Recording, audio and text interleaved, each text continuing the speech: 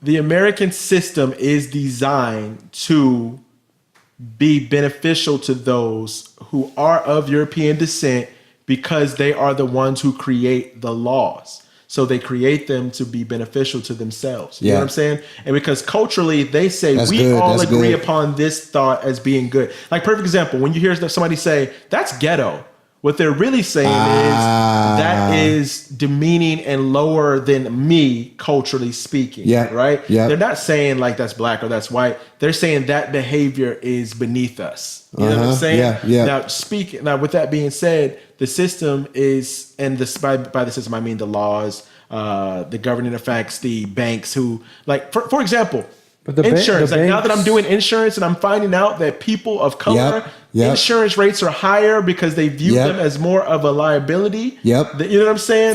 Than an asset. Like that's a crazy thought. So systematically, it's not. So then when you see somebody white helping someone else white, you're like, why would you help them when they already have enough help? I'm not saying that's true. I'm saying that's the stigma. That's the thought. But that's the stigma also that. But there's been laws that have been reversed not to do that, so far as like affirmative action and stuff like that. So I don't think it's as prevalent now as it was in the revolution time frame when they were making the laws.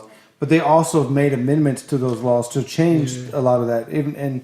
But I think a lot is left to be said too. Do you think it's crazy that we even have to have affirmative action? Well, like the fact that we have to have the elephant in the room. I used to be very. I don't know. I want to say I hate that, but I've seen affirmative action where it go against me. Okay, if they're white, they're not getting hired because they didn't meet their quota or whatever. We gotta really talk about the elephant in the room, though. But that white person was more educated or better suited for that more job. More qualified. That's what I was. But see, if you think culturally, though, even though you are more qualified, the diversity is what helps to improve a company. So even if you find somebody who's more qualified, but you didn't meet a quota, then you might need to meet that quota in order for your business to continue to grow. But that not necessarily, because if that person's not qualified to help your business grow, then let me ask you this: Do you think that from slavery until now?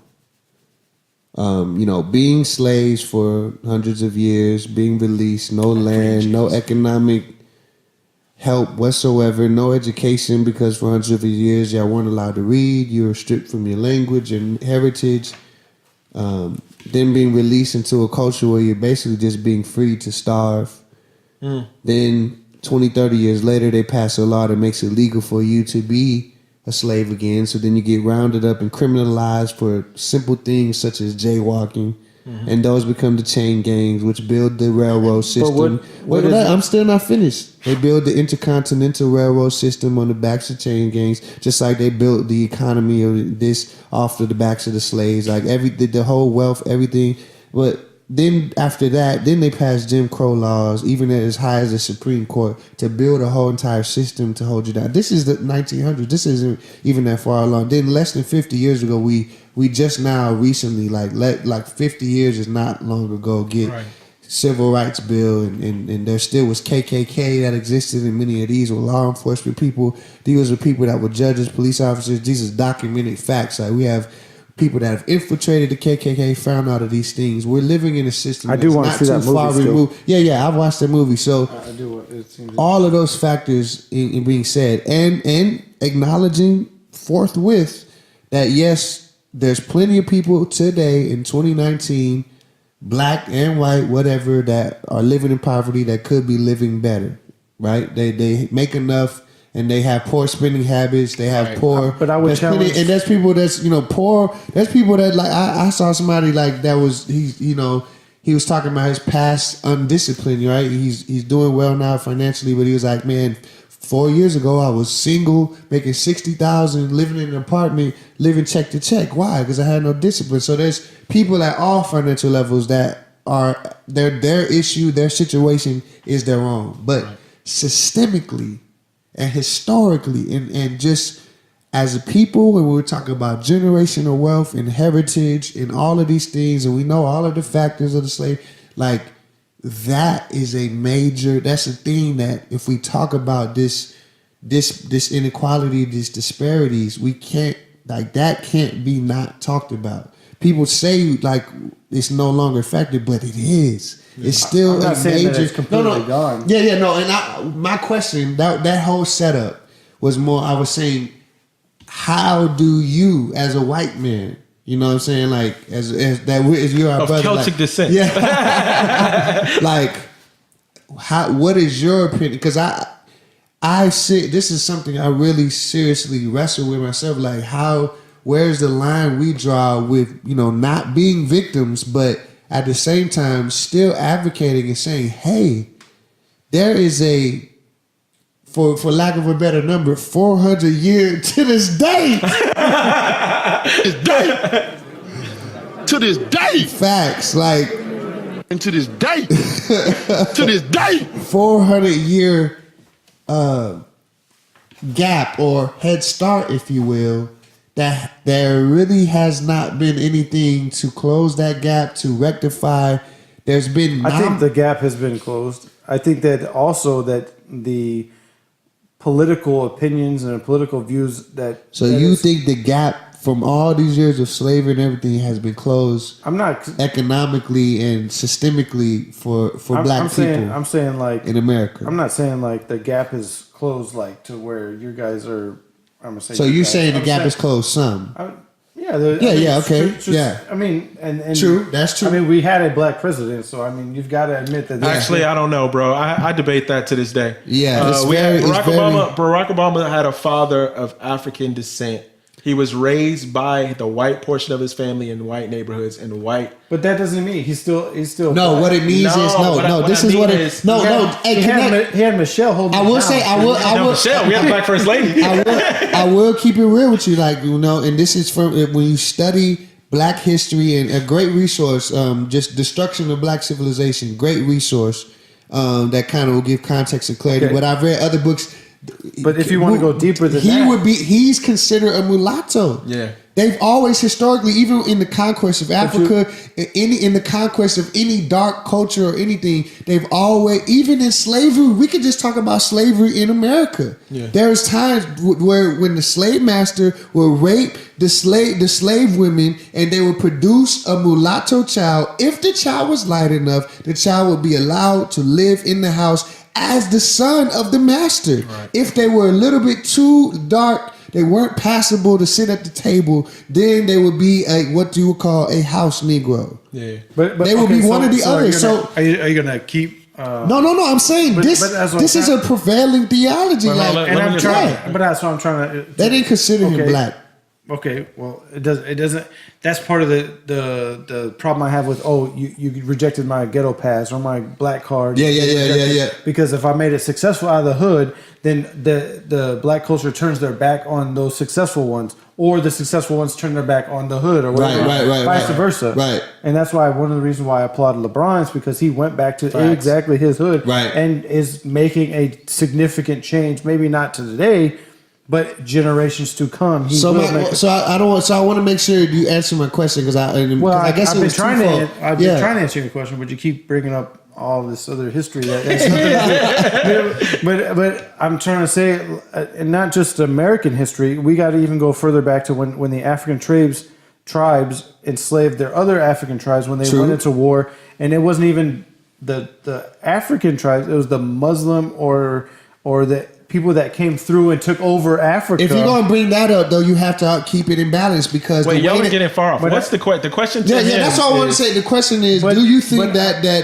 it was still that the gap has been closed, and also yes, the gap has been closed. And how important is that in the conversation when we're talking about equality and these type of things? Because I think that's a major factor. But you also have to balance it out with, okay, like you said, whether I'm in the victim or am I moving forward and prospering. Yeah. The other thing that I think I've brought up in the past is, why is every culture that has come after, because let's face it, the African American culture has been here longer, the same amount of time as white culture. Right. Because you're saying, how has white culture been able to take over everywhere? No, he's saying every other nationality has progressed. That's not even. No, I'm trying to follow you. No, you're basically making every white person. You're doing the same thing that the CNNs, every other is making a white man trying to be guilty. Like I should feel guilty for what. No, I'm not. No, I'm not trying. I'm not even saying that. That's exactly what you just said. You said no, I said taking over everything. No, what? I'm saying. But Europeans have conquest the world. Stop. That's not a lie. What I'm trying to bring Let him up. get a thought process. What I'm trying to bring up is the Black American culture has been here since the white American culture. Whether it was equal or not, we've been here the same amount of time. Right. So the gap was set then, because not only and it wasn't even the white culture that was enslaving them. There was Native Americans that had black slaves because they sold, they bought. That's how it was. But I'm trying to say is because of our laws, and we realized how dumb it was, and how we can't be a nation under God and still have a enslaved culture. Okay, then on top of that, the political system is geared to keep you in that mentality.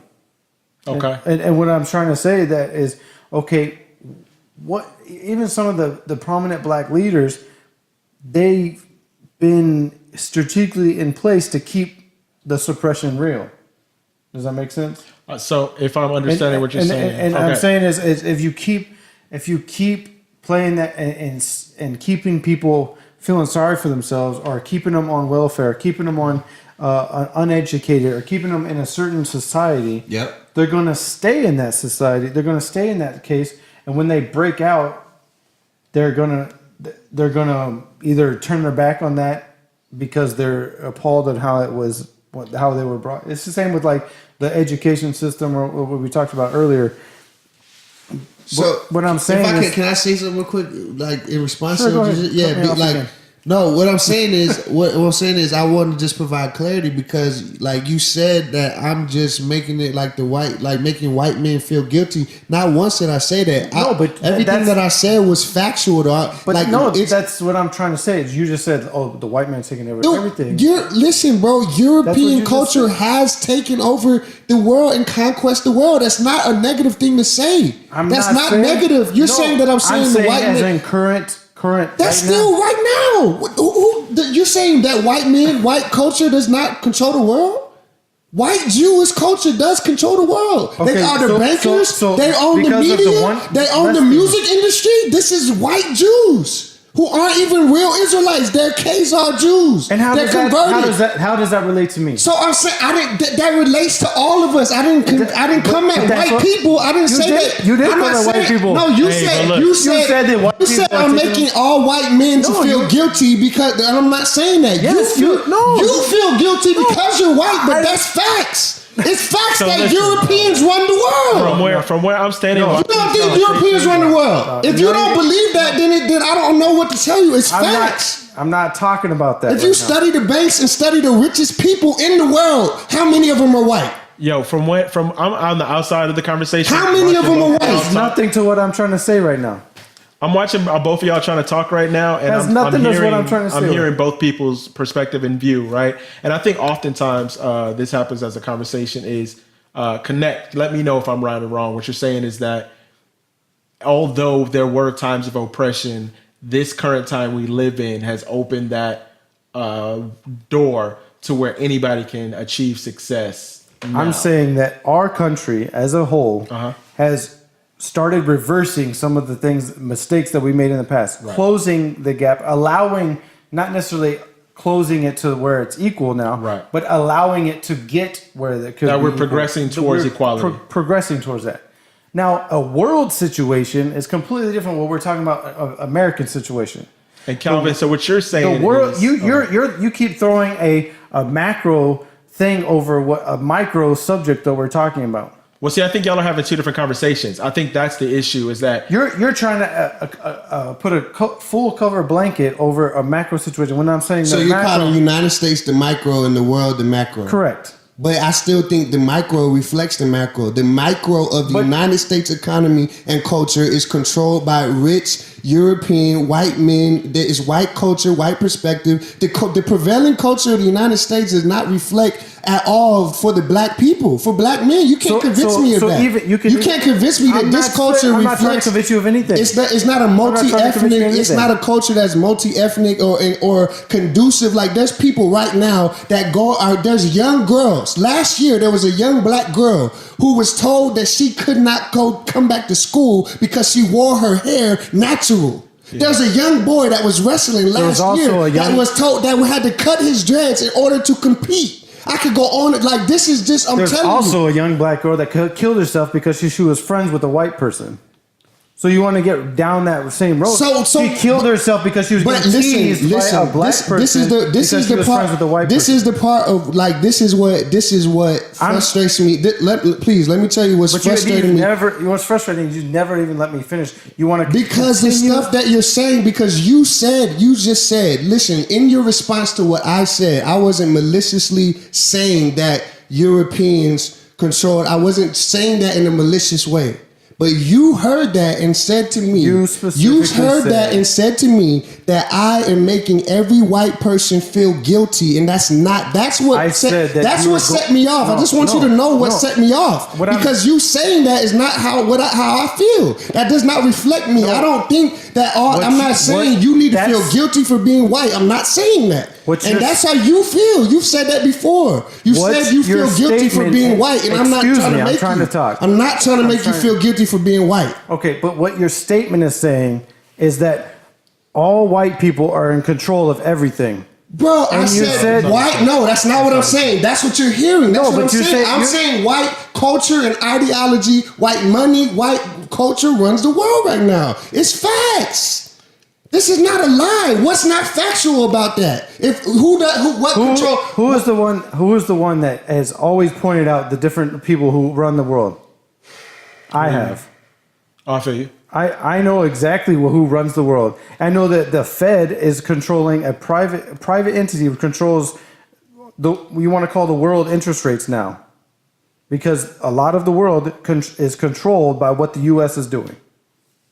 Okay, I agree. What I'm trying to say is the situation has changed in America.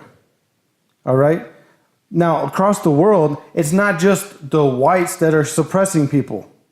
There's a lot of the Arabic cultures that are suppressing and trying to take over different parts of northern Africa that you're talking about. Bro, but even if you even mention Arab, that's what is so sad. If you mention Arab, and if you don't understand the European influence and conquest of the Arab, I know exactly what it is. So did you know that Europeans mixed their seed with pure Arabs who used to be just straight black, and that's how you get. You know that Egyptians thousands of years in the making. But it's still relevant. But I think that's always a conversation. But that's what I'm talking about. I'm talking about the American situation, American society right now. Can I speak for a moment? Can I speak just really quickly? Because I'm listening to both of y'all's conversation and I listen to all of these podcasts. But what I realize oftentimes is the conversation is always that of current world news versus historic world news. And I see that constantly being a battle within the S.A.L.T Society podcast as a whole.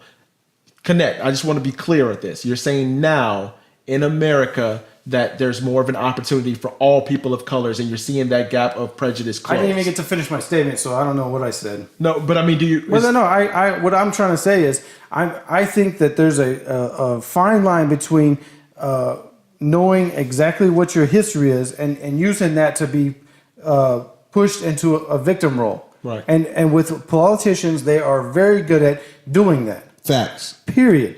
And what I think that is when you start educating yourself and you're learning that what that system is in place, you can therefore push yourself past that situation. Right. Okay. That I agree with that too. And what I think that a lot of it and we'll say less developed countries that are still in this situation where there's still slavery, there's still an oppression. I mean, even in South Africa right now, there's huge the Civil War is not that far from removed in South Africa. What I'm saying is, and you're saying like the whites, they were controlling the system and they were pushing out the tribal members and they were not allowing them to be. It's basically like America all over again in the 21st, or not, I want to say 21st century, but you get what I'm saying. Like today's the 2000s, right? And that's why I can't even think of his name, was put in jail, and then he's a Nelson Mandela? Yeah, there you go. For doing the same, he's basically doing in a more harsh way, more harsh country than what MLK was doing, and fighting for the rights for that. Yeah. But what I'm saying is you cannot blanket every white person for what less than 1% of the world's doing. That's what I'm saying. The leadership, that's what I'm the doing. leadership, and what you're trying to say is, okay, the white man is trying to keep not every white man. How many white people died for the civil rights of black people? Listen, okay. You know If I say that I know about how many white abolitionists. It was white abolitionists that helped people like Frederick Douglass they bought his freedom for him and allowed him to go. Listen, you don't want to talk to me about the role of white people helping black people. You right now are white and we're here. So when I say that white men are running the world, European white culture and ideology is running the world, I'm not putting a blanket on all. I think this whole interaction, I'm glad this happened right here on the podcast with amongst brothers. Because this, I think, is the main thing when this particular discussion between black people, white people, and in general, as soon as I say white men run the world, it's heard as I'm saying all, and I'm not. Listen, I'm just trying to be clear. I'm not saying all. But you have to be careful with that statement. No. But listen. You have to be careful because right now in this current time, Let me ask you a question. How do you think I feel as a black man? Listen, pause for a second. That. Exactly. Like, so for this split moment, just for this conversation, when I just say white men control the world, I'm not saying all. I'm not saying all white men are this, because here's how you know.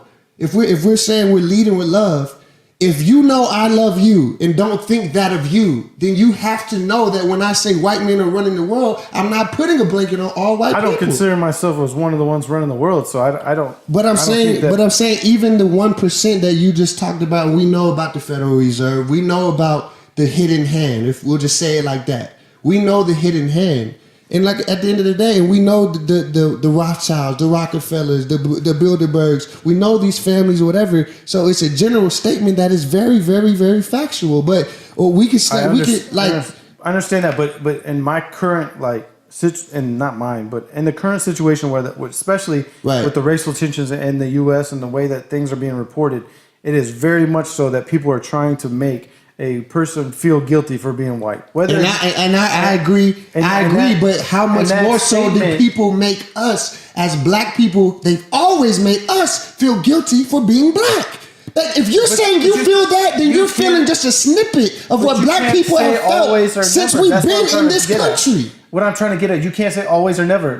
Black people have always in United States on this soil been made feel guilty for being our skin color. So that is facts. Always. Still in 2019, you're made to feel guilty for being black. Yes, facts. It hasn't changed. You can't say that if other people are still trying to be. But as I'm talking about the culture, I'm talking about globally. So again, I'm not talking about micro situations. I'm talking about the culture of the United States, even just Texas. I'm talking about globally. The diaspora of black people globally, we've been made to feel guilty for being black. The white people don't suffer from that issue more than black people. But why is that? What do you? But why is that? Because of racism, white supremacy. No, because there's you're taught in that circle, just like if I was to be taught in a circle where I was in a clan's area, right. If I'm taught in that circle, I see what you're saying. You're saying why does that prevail? You're saying why does it persist? Yes, it persists. Okay, why? Yeah. So the reason is white supremacy, but you're saying why does white supremacy continue? I'm not just saying white supremacy in general, but they're in a black culture, and this is from what I've experienced, and I'm not saying you guys, but what I've experienced, because I've lived in these neighborhoods, that's where I'm from, they are taught that every white person is the enemy. Right, I got you. And that is just as counterproductive as trying. And that's not true. That's not true. I had white friends growing up. I had several white friends growing up. Can I say something? But that's not productive. That's not productive. No, that's not productive. And then, but okay, and then but- we have a political system that feeds on that But and can I- allows you to stay in that situation because you think that they're going to help you. Well, here's the part, But and it's I'll not. let you say it. The part that's hard, Connect, is that if somebody's growing up raising black children and trying to teach them about the history of black people in America, the history of black people in history globally. I'm not It's saying hard. don't teach No. I'm not saying don't It's teach hard them. to teach them about And not get that bitter the fact, feeling. right? It's Yeah. hard to teach I the understand. facts of what's happened and them not develop a white man is the enemy complex. Let me be clear on Yeah. something with this as well. I'm sorry, Barbara. No, you good. Let me be clear on something really briefly. Is that I am someone who knows that not every white person is the enemy. Am I correct? Yeah. But I was also someone who was raised by a Southern black woman who had an 8th grade education. Yeah. Who taught me and who said to me, "Is your teacher white? I mean, is your teacher black? White or color?" Yeah. And I said, "She's Hispanic." And my grandmother Yo, this said, got real deep. Like, "No, this very got quickly." so And my grandmother deep. said to me, "If they are not black, Yeah. they are white." And my thought process at that age was like, that's not accurate, but she old, so I'm gonna let her have this conversation, right? But what someone who was uneducated was trying to do at that moment was prepare me for the fact that not all white people are evil or all white people are trying to attack us, but there is a majority who want to make me feel lesser than. Now, whether that's right or wrong, I don't know. But what I get where do know she's is coming from because that's what I'm saying. She grew up, was it Alabama or She grew up in Florida. She grew up in Florida. Florida. Yeah, Southern Florida. So southeast, Right, for sure. the prime location For sure. of So all what that happens situation. is- okay. So take this from me, okay, and I know this firsthand, and this is what was appalling to me. Yeah. And very, very eye-opening, I should say. When I grew up, I was growing up in the city where I was growing up in different locations. I literally was mixed with everybody, and I literally was growing up, didn't have an inkling of what it was to think lesser of a different race. Right. Okay, and when I'm saying that is, I literally didn't see color to the aspect of that. Right. When I moved to Alabama, and I moved to Birmingham, it literally was in a black neighborhood and was shunned. Yeah. All right, and I'm talking like it was. I don't want to say reverse. It is For racism. being white. For being white. For being And I white, see yeah. why they did that. Yeah. And I'm not saying that it's right It's or not wrong. right or wrong, but you understand it. I understand. Right. I understand the situation. When and then I moved to this country little podunk town, and I hung out with black people because I'm used to that. That's who I hung out with, and I listened to the non-country music or whatever you want to call it. Like, it was garbage, and I was called the N lover. Yeah. Yeah. Like this was Hey, we gotta get that. 1990s. He divorced his wife because she was quote. But and then on top of that, my elementary school, or no, not my middle school, which I still went to, was called the Inn Hill. Yeah. Wow. Because that was where primarily the No, I blacks mean that's lived. what they call East. That was the Austin middle. now. That was the middle school name. The official name, that's or what they that called was. it. That's what they Oh, called that's it. what they called it. I mean, Wow. they do that in East Austin now for those Yeah. who live in like Kyle, Buda, Bastrop area. But they're trying to get them out. You know, there's tech companies. No, I'm well yeah. aware. I'm well Yeah. aware. But the point that I'm trying to get to, because I'm hearing both arguments, Yeah, and yeah, I yeah. agree with both. I do want to say America is more open now than it ever has been I agree. in order for a minority to be successful. However, the parallel that I want to draw is if there is a buffet banquet somewhere with free food, and for centuries only one race went there, and then they just said, hey, it's open, but never gave anyone directions, then we can't say, hey, y'all dumb for not going. The majority of those people